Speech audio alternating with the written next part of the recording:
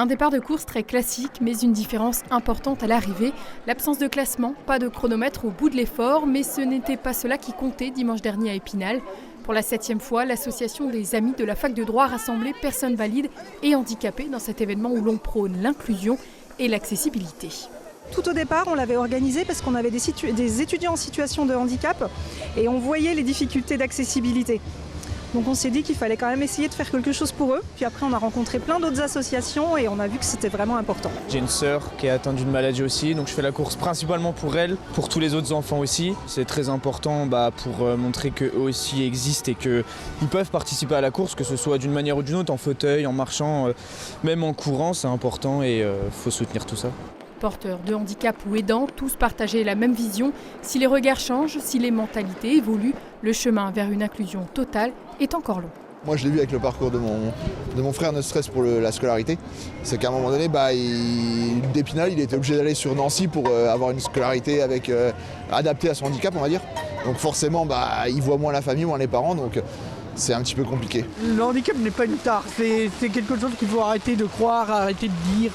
Le handicap n'est pas une tare,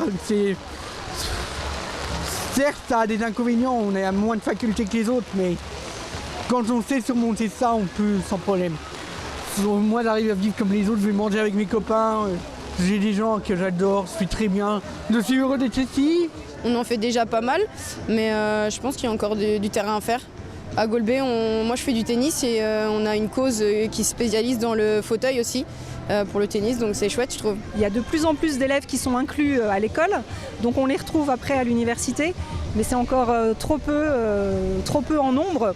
Et puis il faut réussir aussi à faire des aménagements pour qu'ils puissent faire leurs études dans de bonnes conditions. Des aménagements qui peuvent parfois paraître anodins, mais qui sont essentiels dans le quotidien des personnes handicapées.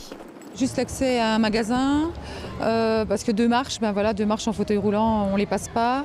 Une porte qu'il faut pousser ou tirer, le fauteuil roulant est devant, c'est compliqué. Des trottoirs, des voitures mal garées, les places handicapées qui sont prises par une multitude de personnes qui n'ont rien à y faire. Il y a vraiment beaucoup de travail à faire. Les conditions météo très changeantes n'ont pas favorisé la fréquentation. Les organisateurs attendaient quelques 600 personnes. Près de 500 ont finalement pris le départ. Les bénéfices seront reversés à une association de soutien aux personnes handicapées. Depuis la première édition de la Run Access, 13 000 € ont déjà permis à ces structures de monter des projets ou d'acheter du matériel.